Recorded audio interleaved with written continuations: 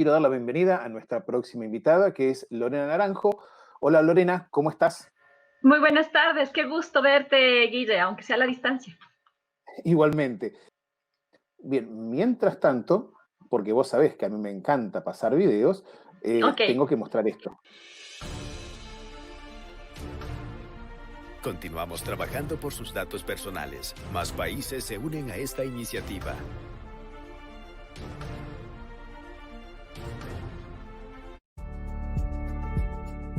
Mis datos soy yo, Latinoamérica. Mira qué sincronización. Impresionante. Parecemos la BBC transmitiendo con la coordinación. Ahí está el PPT. Nada, un lujo, Lorena. Yo ya adelanté más o menos que sos de Ecuador, sos abogada, sos directora de la Dirección Nacional de Datos Públicos de Ecuador. Y nada, si hay alguna presentación más que te gustaría decirles, contales, yo me voy a la trastienda y sigo todo desde allí. muchas gracias, Guillermo, de verdad, por la oportunidad de que hayas organizado este tipo de eventos que nos hace falta muchísimo para que Latinoamérica se una en un mismo propósito que es la transformación digital. Y un poco de lo que vamos a hablar el día de hoy es precisamente sobre firma digital y esa loca forma de interpretarla, que un poco iba con el nombre del Congreso, no Locademia, pero que en realidad es un tema muy serio y que nos involucra a todos. Eh, como sabemos, para construir países digitales se necesita tener ciudadanos digitales, gobiernos digitales, empresas u organizaciones digitales. Y eso no es fácil porque efectivamente hay que cumplir una serie de presupuestos que son indispensables para que esto ocurra. Un presupuesto sustancial son que los servicios dejen de ser únicamente presenciales y también tengamos servicios digitales. La interoperabilidad, el intercambio de información con respeto técnico, jurídico y administrativo de los datos que cada institución pública maneja para dar un buen servicio al ciudadano, o que incluso se puede hablar de interoperabilidad entre empresas y de interoperabilidad entre empresas y Estado. Los datos, la gobernanza, el uso y el talento para aprovecharlos, porque son el activo sustancial con el cual tanto gobiernos como empresas podemos hacer un buen trabajo respecto de nuestros servicios, tanto a ciudadanos como a clientes. La ciberseguridad para la protección de todos estos activos y sobre todo la protección de las personas, los datos personales. Y esto nos lleva a nuestro tema de hoy, que es identidad y firma digital. Este es uno de los presupuestos sustanciales con los cuales vamos a poder hacer un proceso de transformación digital, anotándose además que los Objetivos de Desarrollo Sostenible para 2030 señalan que los ciudadanos debemos tener el 100% identidad jurídica para este año, 2030. Y ahí tomamos las palabras del expresidente de Estonia, Thomas Hendrik, que dice que la identidad digital debe ser el primer paso para un proceso de creación de servicios digitales. Entonces, dentro de todos estos elementos que son sustanciales para construir un país digital, para lograr esta ansiada transformación, el sitio por donde se debe comenzar es la identidad digital y la firma digital, que es parte de ella. Pero esto no es tan sencillo, no es tan fácil. Y no es tan fácil porque aunque sabemos que el derecho a la identidad es o se configura de otros elementos sustanciales, uno de ellos es la identificación física y la identidad digital universal. La identidad digital universal además se divide en esta identidad digital simple y en esta identidad digital legal. La identidad digital simple es aquella que yo no necesito establecer un vínculo directo y que incluso puedo poner una serie de sobrenombres o una serie de homónimos de tal manera que yo hasta pudiera proteger mi identidad. Esto sucede, por ejemplo, en redes sociales.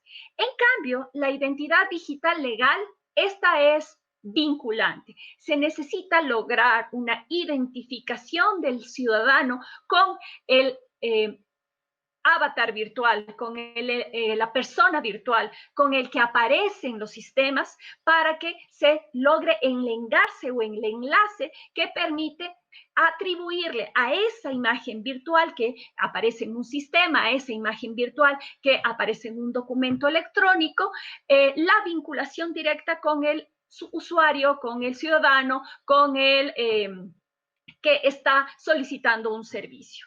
Y es allí donde vemos que este derecho a la identidad es un instrumento esencial para la inclusión. Y sabiendo eso, reconocemos entonces en la identidad digital legal esta necesidad de que todos podamos tenerla, porque solo de esa manera vamos a poder tener acceso a estos derechos fundamentales de los cuales nuestros estados, en virtud de ser parte de ellos, tienen que cobijarlos. Esta identidad digital legal también nos permite reducir los costos de transacción en toda la economía, no solamente en la economía en la parte estatal, sino sobre todo en la vinculación que tiene el ciudadano con todos los entes con los cuales tiene una directa relación. Permite mejorar la calidad de los servicios para el sector público y privado porque sé que estoy hablando con determinada persona a la que le voy a entregar un producto que necesita y que además, si en el caso de un banco o en el caso del Estado, sé que es a quien le voy a entregar realmente los recursos o el certificado o el derecho que me está solicitando y que no hay los problemas como lo que estábamos escuchando hace un momento en la charla anterior de robos de identidad, por ejemplo. En general, el derecho a la identidad manifestado a través de esta identidad digital legal nos genera confianza, seguridad y transparencia. Pero se necesitan ciertos elementos sustanciales para que esto ocurra. Y estos son conectividad y dispositivos, conocimiento en TIC y cambio de mentalidad. Y nuevamente vemos que los principales procesos dentro de un sistema de identidad digital son el registro en un sistema, que normalmente es prohibido por el Estado. Hay modelos centralizados, hay modelos descentralizados, modelos centralizados donde solo hay una entidad que generalmente es el registro civil, la que crea un usuario dentro del sistema y se le otorga una credencial digital, una credencial que puede ser un DNI, un documento nacional de identidad, que tenga un chip electrónico o que puede ser también un código, una clave para entrar al sistema de servicios gubernamentales, una especie de mecanismo de autenticación para ingresar a un portal ciudadano. Cualquiera sea el modelo, ya sea un modelo centralizado o un modelo centralizado donde esté un registro civil dando todos estos servicios, o un modelo descentralizado donde cada institución, la que ofrece el carnet de conducción, la que ofrece la cédula de identidad, la que ofrece el pasaporte, etcétera, etcétera, asigne individualmente una identidad digital, ya sea porque la incorpore dentro de un documento físico a través de un chip, o ya sea porque a través de medios o mecanismos pueda tener incluso versiones digitales. Vemos que es fundamental este primer paso porque en este se produce el enrolamiento. Y esa es una de las principales dificultades que existe actualmente.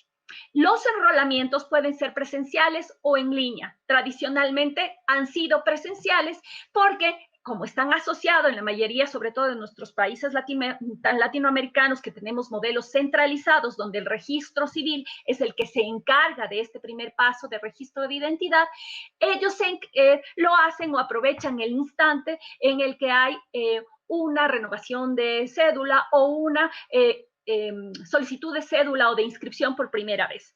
Pero en modelos descentralizados también existe la dificultad de que la presencialidad no es posible, y por eso es que los modelos descentralizados lo que buscan es establecer mayoritariamente que este enrolamiento se produzca en línea. ¿Cuál es la dificultad de esta concurrencia? Y es que no se puede controlar a ciencia cierta el fraude.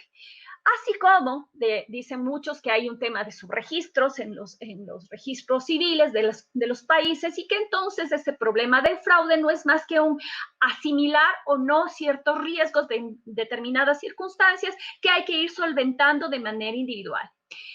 Sabiendo entonces que Latinoamérica no tiene un modelo descentralizado, sino que tiene un modelo centralizado o que mayoritariamente va hacia un modelo centralizado, vamos al segundo paso, la identificación y autenticación. Una vez que yo ya me he identificado en el registro en un sistema digital, ya no solo he incluido mis datos para obtener la cédula porque estoy registrándome como ciudadano, sino que además he incluido mis datos para poder tener una clave, un acceso a un sistema en particular del que yo voy a recibir un servicio y con el que incluso pueden conectarse entidades privadas para comprobar identidades.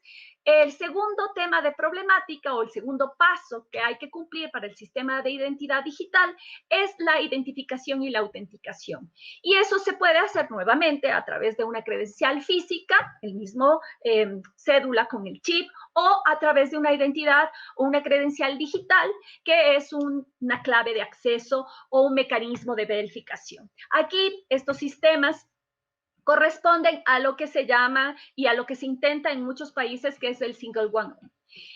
Por ejemplo, sabemos que Uruguay maneja una sola clave de acceso al sistema y que yo no tengo que estarme buscando o enrolando o autenticándome en las distintas instituciones públicas, sino que solamente a través de un portal donde yo ingreso en ese sistema, mi clave única, esa me permite el acceso ya sea a servicios sociales, a servicios de salud, etcétera. Este es el sueño, pero no es tan fácil, construirlo es difícil. Y dentro de esa perspectiva, lo que nos interesa es saber mecanismos de autenticación que permitan que esa persona que está accediendo a esos servicios, que va a pedir un préstamo en el sistema social, que va a solicitar una baja por jubilación o que va a solicitar una atención de salud, realmente sea quien dice ser. Y ahí es que hay distintas modalidades de autenticación dependiendo de cada país. Y de estas modalidades de autenticación, lo que sabemos es que siempre tiene que haber un doble factor y esos dobles factores siempre tienen que estar asociados a las reglas generales, que son algo que soy, algo que tengo y algo que sé. Y se van mezclando estos distintos factores para que los sistemas estatales o incluso también, si vemos desde el lado de lo privado, puedan saber que a quien están entregando el bien o el servicio es quien dice ser. Y ahí sí vamos finalmente a lo que nos aboca la tarde de hoy, que es a la firma electrónica. Y entendemos entonces como firma electrónica a este mecanismo informático que permite demostrar autenticidad e integridad en un documento o mensaje y con el que se expresa la voluntad en un documento. ¿Y cuál es la dificultad en este último elemento del proceso de un sistema de identidad digital?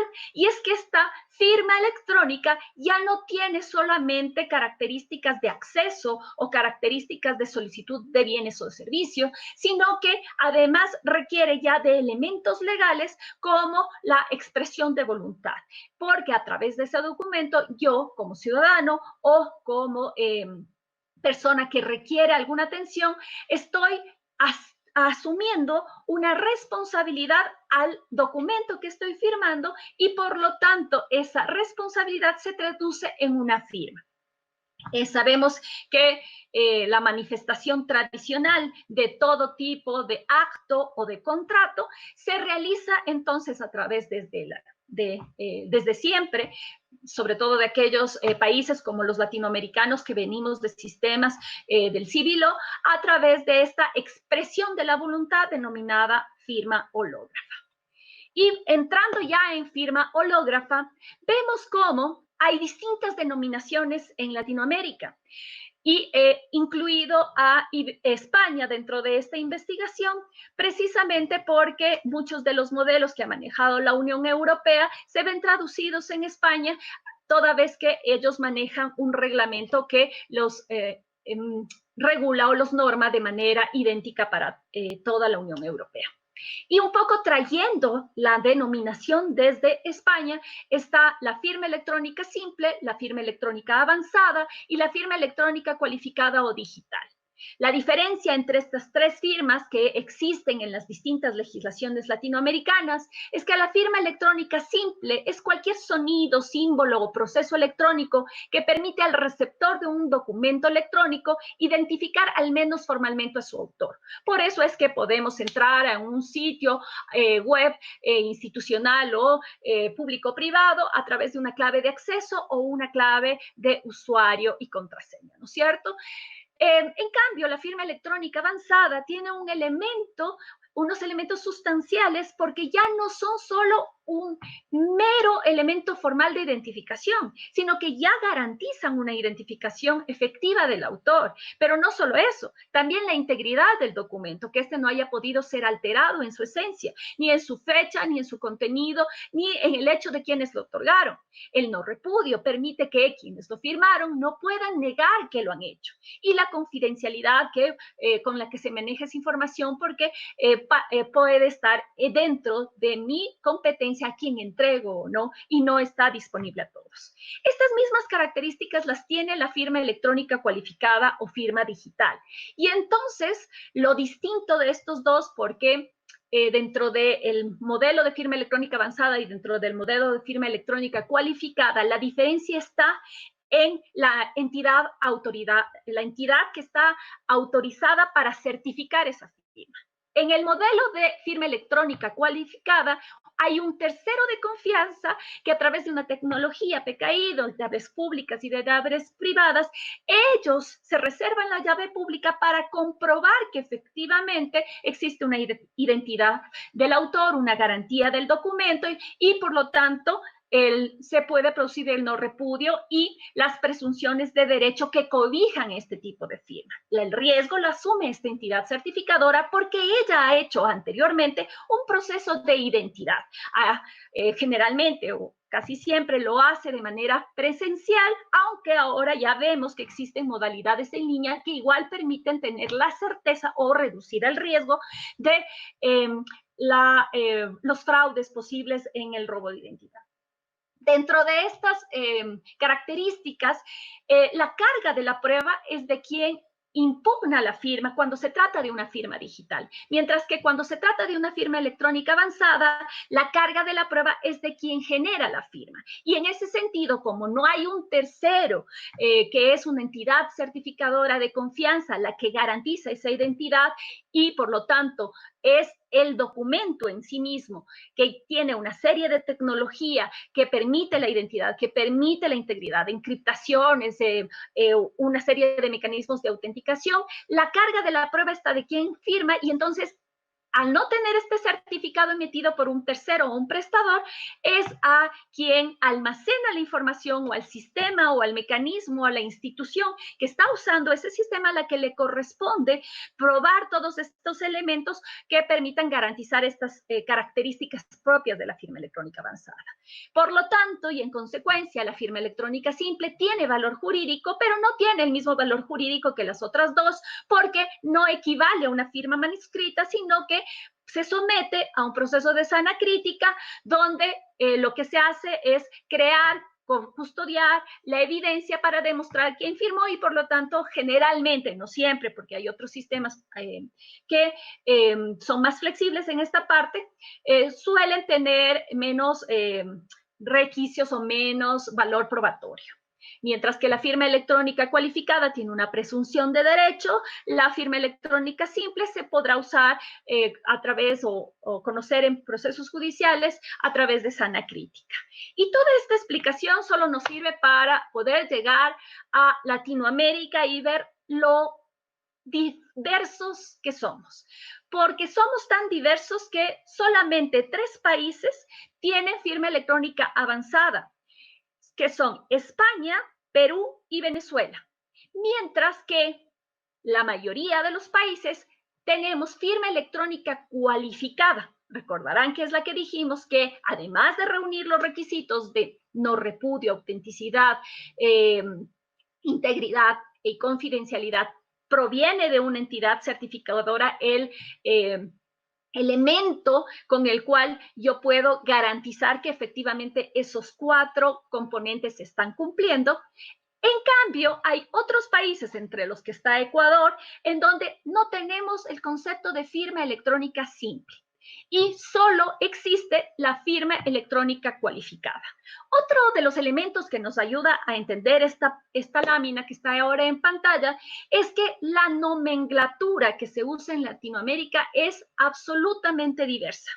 Tenemos como firma electrónica cualificada denominaciones como firma digital, electrónica avanzada, aunque sabemos que electrónica avanzada dentro del concepto no tiene estos certificados emitidos por entidad certificadora. Tenemos el simple nombre de firma electrónica como pasa en el Ecuador. Tenemos con uso de certificado digital y en general nos da cuenta de que si bien podemos hablar de lo mismo, lamentablemente parte de la confusión que tenemos en Latinoamérica y que nos ha impedido incluso avanzar sobre temas de interoperabilidad de firma es estas confusiones que más que técnicas son jurídicas. Y vamos a ver entonces cuáles son los desafíos para implementar estas firmas digitales. Y vamos a hablar en general de estas firmas electrónicas porque la variedad de esquemas de identidad legal física son las que condicionan la identidad digital legal.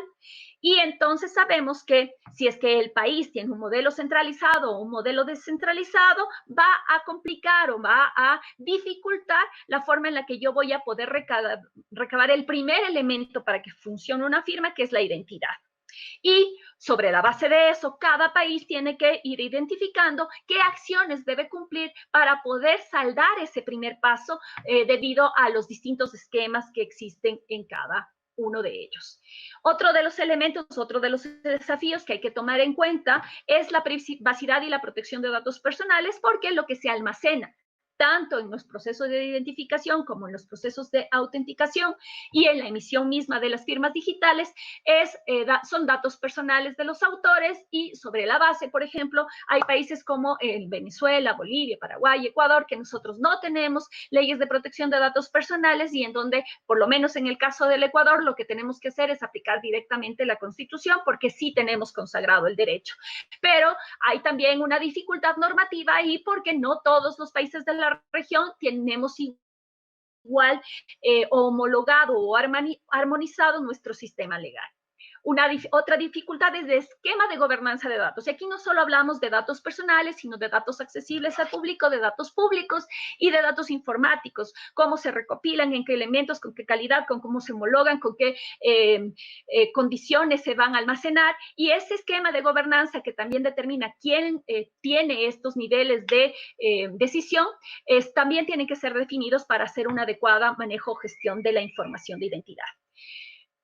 Considerando además que no son las de identidad solamente, sino también la de firma digital. Hay una necesidad inminente de actualización de normativa y de tecnología para poder implementar este elemento de transformación digital, porque hay que verificar, por ejemplo, en el caso de Ecuador, nosotros tenemos que verificar la necesidad de comenzar a pensar en otros mecanismos de firma que no sean únicamente el de firma electrónica cualificada o de firma digital, que es esta que requiere de estas entidades certificadoras, sino que hay otros mecanismos de firma que tal vez podríamos comenzar a integrar para facilitar la vida de los ciudadanos en sus relaciones con el Estado y con los particulares. Tenemos entonces la sostenibilidad y es que estos procesos digitales de firma solo funcionan cuando hay colaboración entre el sector privado y el sector público. Si es que efectivamente se utilizan para acceder a los servicios que estas instituciones prestan, la ciudadanía termina usándolos, pero si no, lamentablemente existen dificultades para su incorporación. Hay una abierta dificultad en la decisión si se requiere o no incluir biometría en el proceso de autenticación y en el proceso de firma. Porque en el de identidad habitualmente eso sí se recoge. Se recogen huellas dactilares para lograr la identidad de las personas en el momento del registro en los registros civiles de cada país. Pero cuando ya estamos en las otras partes del proceso de la identidad, suele causar cierto nivel de desconfianza, sobre todo porque si hablamos de biometría facial, no hay un grado de certeza, todavía no hay sistema que haya logrado tener un 100% de claridad sobre la calidad de la información y también sobre el uso que se va a dar en de ese tipo de datos. Hay entonces un desafío también en los posibles fraudes del sistema de autenticación, porque mientras más caros son los sistemas, mejores son. Pero también hay que verificar que se requiere que haya la posibilidad de habilitar ciertos servicios de menor riesgo para que sean más accesibles y además para que tengan menos costos para el Estado. Hay una complejidad por el riesgo también asociada al error en la verificación que debe ser asumida por el Estado, por los entes privados y que por lo tanto es parte del análisis también. Y entonces, no es fácil, hay una serie de desafíos que debemos enfrentar y hay que establecer unas estrategias de implementación para la universalización de la firma digital. Y dentro de la primera estrategia que uno tiene que hacer es el análisis. El análisis de la validez jurídica de la firma, de los efectos probatorios y de los efectos nocivos del fraude. Estos tres elementos yo tengo que visibilizarlos desde una perspectiva de ciudadano, desde una perspectiva de Estado y desde una perspectiva de empresas u organizaciones. Porque efectivamente, si lo que me vincula con el ciudadano o lo que el ciudadano quiere consultar del Estado es simplemente información o es una certificación, no habría necesidad de que use una firma electrónica o una firma digital certificada para ese nivel de interacción, porque no justifica el nivel de protección o de nivel de autenticación que tenemos al utilizar una firma digital para el tipo de efectos que se produce si es que efectivamente se trata de un fraude. Habrá otras interacciones en las que es indispensable, por ejemplo, la inscripción en un registro de la propiedad, que es el ejemplo que ya les voy a comentar hacia adelante, o de la inscripción en registros mercantiles. Lo importante es que en cada caso y para cada elemento,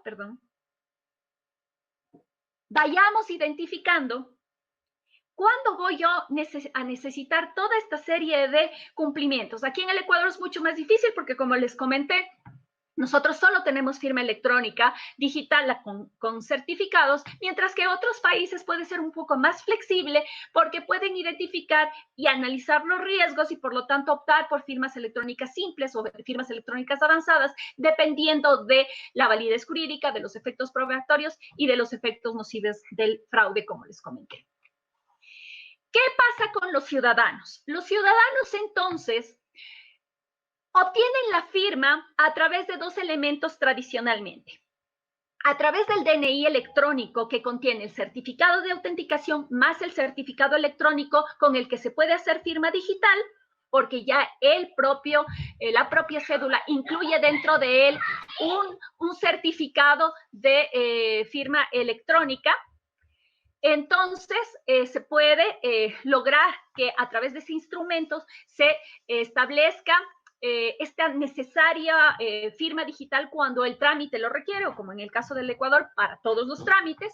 Sin embargo, resulta difícil introducir constantemente un PIN para el ciudadano.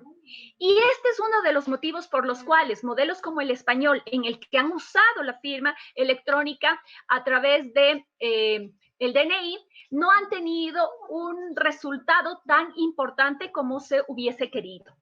Y es que, por ejemplo, señalan que lamentablemente solo el 6% de la población española usa el DNI electrónico para firmar documentos. Otra de las dificultades que los ciudadanos presentan es el olvido del usuario, la contraseña y por lo tanto el consecuente bloqueo en el acceso a servicios o peor aún en la firma a un documento digital. La dificultad de recuperar las claves, que se acude a los medios físicos para la recuperación de claves, la necesidad de adquirir lectores de firma que no son costosos pero que lamentablemente terminan siendo un gasto para el ciudadano. Necesidad de bajar archivos del computador, eso involucra además un conocimiento de que tengo que bajar esa información, que además de eso se bloquean por los firewalls, y un desconcierto ante los mensajes de error. La página no carga, se traba, los enlaces no funcionan y además otros mensajes que les voy a mostrar a continuación. Otro de los mecanismos, que ya no es el DNI, es la firma digital a través de dispositivos como un token, un archivo o una nube. Esto plantea una dificultad diferente para el ciudadano porque significa que ya tiene que ser un usuario avanzado, con conocimientos TICs y que muchas veces no comprende cómo funciona y termina abandonando los intentos y prefiere hacerlo por el canal presencial porque además puede ser que no tenga conectividad o que no tenga dispositivo de conexión y que además puede ser que el software o el navegador que tiene no es compatible con el sistema y le causa conflictos. Puede haber también conflictos en la verificación de la firma y tampoco estos sistemas suelen tener alertas de caducidad de la firma y pueden causar problemas posteriores como un documento supuestamente firmado, pero que aparece con una firma digital caducada. Generalmente, entre las principales barreras de acceso para los ciudadanos están los costos. Sin embargo, hay que hacer un análisis sobre el tema de costos porque si bien requiere en algunos casos bajar archivos o adquirir ciertos dispositivos de lectores de firma, hay que verificar si es que no se compensan o son mucho menores que el gasto del ciudadano de acceso físico a los servicios públicos y el tiempo. Lo que nos interesa ahora es contarles un caso de la vida real. En el Ecuador nosotros, como nos está pasando en toda Latinoamérica, hemos tenido que transformarnos digitalmente un poco corriendo. Y desde en este año, el 3 de enero de este año, iniciamos con unos trámites en línea para lo que son registros mercantiles en Ecuador. Tenemos un tiempo de vigencia de los servicios de 4 meses y hemos atendido una totalidad de trámites de 3.589. Tomo en cuenta que cada mes íbamos incorporando tres trámites, entonces que actualmente ya estamos en 27 trámites en línea y que ha sido un proceso muy fuerte que se ha asumido en toda la institución de forma muy responsable por parte de todos los compañeros y que ahora tiene estos resultados. Pero por más felices que estemos, hay que atender a las quejas.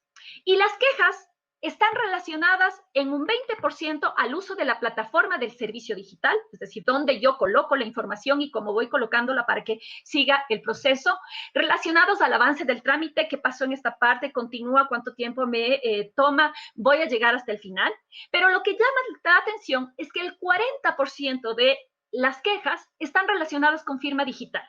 Es decir, con un elemento de la identidad que no es parte del servicio, porque el servicio supuestamente solo se requiere una autenticación, supuestamente solo se requiere un seguimiento de que avance el trámite. Pero es tanta la complejidad que afirma este tema que causa molestia para los usuarios, principalmente porque suele haber conceptos de estar mal instalada la firma, de tener problemas con el explorador, de que funciona mejor con Mozilla, de que la plataforma no permite firmar. Con otro dato adicional, 20% de las solicitudes de soporte de escritorios de los funcionarios está relacionado con el tema de sus firmas. Entonces, esto nos demuestra en un caso real que efectivamente las firmas son el problema. Y aquí están los mensajes que suelen salirles a los usuarios, que les causan ansiedad, y los casos de usos inadecuados, que es otro de los motivos por los que suele causar ansiedad.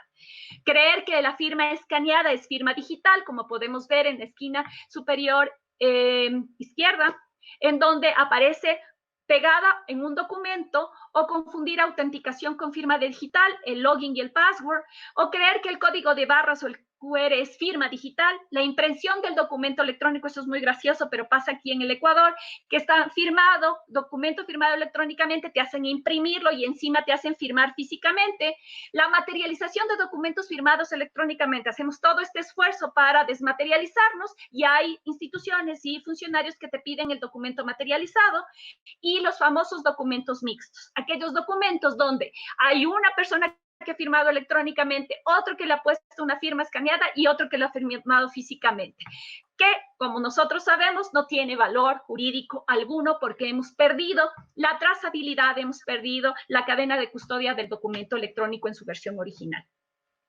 Otras malas prácticas es que no se realizan procesos previos de verificación y tampoco se realiza procesos previos de verificación de validez del certificado. No solo de verificar el documento, sino de verificar el certificado, y eso produce que puede haber firmas que estén caducadas. solicitar impresiones del documento para presentarlos en oficinas públicas, solicitar firma manuscrita sobre documentos impresos, que es lo que les comentaba hace un momento, y finalmente hay muchos funcionarios que ante la falta de comprensión, lo que dicen es que como no entienden, mejor se acerque físicamente, lo que produce un círculo vicioso. ¿Cuáles son las lecciones aprendidas de este proceso en el que estamos inmersos? Es que hay que seguir trabajando en la estrategia, en las personas y en la tecnología. En la estrategia a través de modelos de atención, de procesos, en las personas, en la cultura y en el mindset, en la gestión del cambio, en la tecnología, en la innovación y en la simplificación. En la estrategia tenemos que seguir trabajando en el diseño de servicios basados en el usuario. El ciudadano es el centro. Aumentar la accesibilidad para, por ejemplo, a través de páginas web para que las personas con discapacidad visual, auditiva, motora, cognitiva o neurológica puedan acceder a este tipo de servicios. Revisión constante de procesos, ejercicios de clientes fantasmas, sistemas de quejas, seguimientos telefónicos, visitas a puntos de atención, sistemas automatizados que registren indicadores de experiencia ciudadana, desarrollo de auditorías con suficiente frecuencia y consecuencias de mal reporte. Y uno que para el Ecuador creo que es ahora fundamental, y es de revisar el marco legal, adaptarse a las nuevas realidades y por lo menos darnos cuenta que en el Ecuador no es solo suficiente la firma electrónica certificada, sino que tenemos que comenzar a pensar en otro tipo de firmas para poder dar una mejor atención a nuestros ciudadanos. ¿Qué podemos hacer también en relación a las personas? Lorena, Sabemos, ya me queda poquito, no me demoro. Vamos a Ya, entonces las personas tenemos que desarrollar sus habilidades, capacitar al personal, talleres presenciales, campañas de comunicación y en general auditorías con suficiente fuerza. Y la tecnología, usar diversos canales como el presencial, telefónico y virtual, fortalecer la ciberseguridad, la interoperabilidad, la compatibilidad de los sistemas y los modelos de gobernanza de datos. ¿Por qué seguir intentándolo? El uso de firma digital es indispensable y hay que seguir trabajando, ya sea que vayamos con modelos de firma electrónica simple, avanzada o cualificada, certificada, porque reduce la cantidad de veces que es necesario ir a una oficina pública, reduce los costos al ciudadano, los costos al Estado. Estonia señala en sus procesos que ha reducido en 2% del PIB al haber implementado firmas digitales en vez de firmas físicas. En el Ecuador, desde la implementación de un sistema de portales ciudadanos, se estima que se ha ahorrado 5 millones por concepto de impresión de documentos, y eso equivale a 1.378 árboles si lo vemos con impacto ambiental. En consecuencia, además tenemos que pensar que nuestros ciudadanos aquí al 2030, acordándonos del Objetivo de Desarrollo Sostenible, son ciudadanos mejor informados, más conscientes de sus derechos, más participativos y por ende más exigentes. Mil disculpas si me paso. Ya terminé.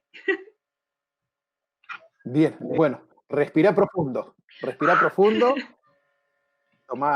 toma agua, todo, ya estamos. Muy bien, bueno, estamos con los minutos justos, pero vamos a tomar aunque sea algunos para alguna preguntita que me pareció ver por allí. Excelente la exposición, Lorena, súper clara. Vos sabés que con respecto a esto que comentabas de la firma digital, de esto digamos, de las malas prácticas, uno le dice malas prácticas, pero en realidad a esta altura uno ya no sabe si es descuido, estupidez o qué, porque realmente que alguien te diga, no, bueno, mira, tenés que sacarle una fotocopia al documento o digitalizar el documento y firmarlo, o sea, nada, no estamos por ahí, la ley de firma digital argentina tiene poco más de 20 años, y seguimos con las mismas prácticas, seguimos con las mismas ideas. ¿Vos crees que qué es lo que hace falta para que la gente entienda, o la gente, vamos a dejar de lado a la gente, al ciudadano de a pie, para que los organismos públicos, para que los gobernantes o los funcionarios lleguen a comprender cuál es la utilidad, qué es una firma digital o qué tipo de trámites se pueden llegar a facilitar con esto? ¿Qué es lo que hace falta? Lo que te había comentado, nos hace falta volver a repensar como Estado en qué vale la pena utilizar, porque jurídicamente así lo requiere, incluso jurídicamente hay que volvernos a repensar, no solo por el tema de la pandemia del COVID, sino porque en realidad hay que acercar al Estado al ciudadano. ¿Para qué yo requiero una firma desde la concepción tradicional? porque hay otras formas de firmar, hay otras formas de manifestación de la voluntad. La consensualidad, por ejemplo, en un contrato. Esa consensualidad no se manifiesta en el entorno físico a través de una firma, se manifiesta con la simple voz o con la simple afirmación de las personas. Hablan incluso en el derecho civil de consentimientos tácitos. Pero aquí hace falta repensarnos eso porque hemos utilizado tecnología y en lugar de que la tecnología nos haya permitido acercar más este tipo de interacciones, nos hemos formalizado. Y la idea es romper esa burocracia para no caer en la famosa burocracia digital. Eso es lo que nos hace pensar desde el Estado. Y desde el ciudadano también, sin duda las brechas son importantes de romper y todos estos sistemas lo que buscan es romper esas brechas. Y la primera brecha que tenemos ahora mismo es la brecha del conocimiento de manejo de tecnologías de la información y comunicación. Hay una necesidad, y por eso aplaudo este tipo de eventos, porque hay una necesidad de difusión masiva de todo lo que significa el funcionamiento de las tecnologías, los efectos jurídicos, los efectos en la realidad, ejemplos prácticos como los que he traído en la tarde de hoy, para que la gente pueda tener acceso a esa información, pueda nutrirse y pueda seguir utilizando y creyendo en esa tecnología.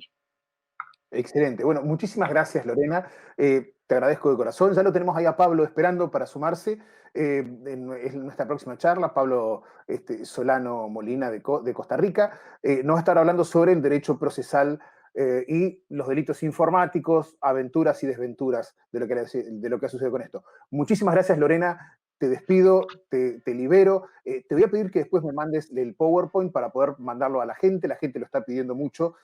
Así que bueno, nada. Después con esto vamos a hacer una compilación, lo vamos a armar en formato de revista digital y se lo vamos a acceder a facilitar a toda la gente. Más bien, muchas gracias, Guille, y saludos a todos los de la red. Un abrazo grande. Dinardap. Trabajamos por sus datos.